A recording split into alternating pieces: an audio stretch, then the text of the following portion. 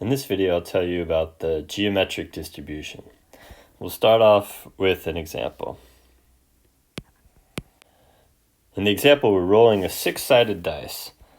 So let x be the number of times we must roll the dice before we roll a 1.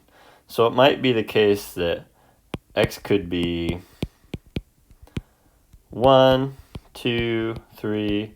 and so on. There's really no upper bound to how many times we need to roll a dice before we get a 1. So this is a discrete random variable because it only takes integers here.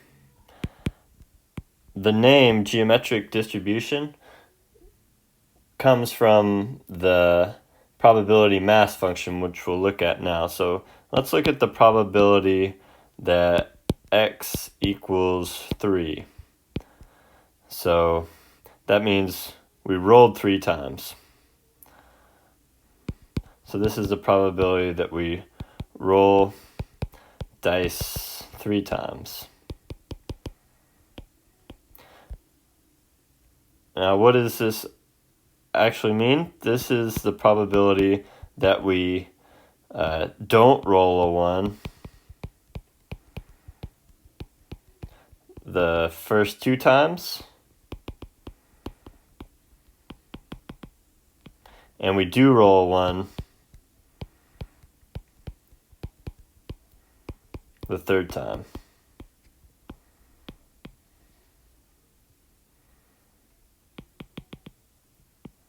So each of these rolls are independent. Therefore, the probability that we don't roll a 1 the first 5 times, that is equal to 5 over 6, because there's 6 numbers, all are equally likely. So here's the first roll. And then the second roll, we also need to not get a 1, so 5 over 6, second roll. And the last roll, we need to roll 1. The probability of that is 1 over 6. So this is the probability. Third roll, get a 1.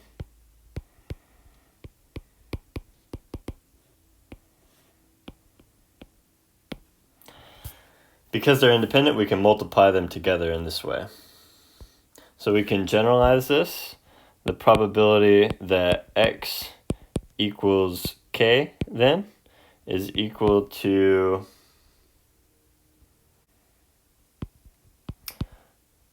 one over 6 times 5 over 6 to the k minus 1. So in general, for x distributed as geom p, where p is the probability of success, x counts the number of times we need to have a Bernoulli trial before we have a success.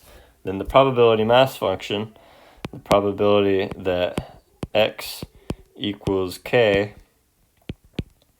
equals p. We only need 1 success, and then we need the failures, 1 minus p. Those have to happen k minus 1 times. So that's the general probability mass function. And that's for k equals, can't be 0, so we need to do it at least 1 time. At least to have 1 experiment. K equals 1, 2, and so on. All the integers. And it equals 0 otherwise, as for all discrete distributions.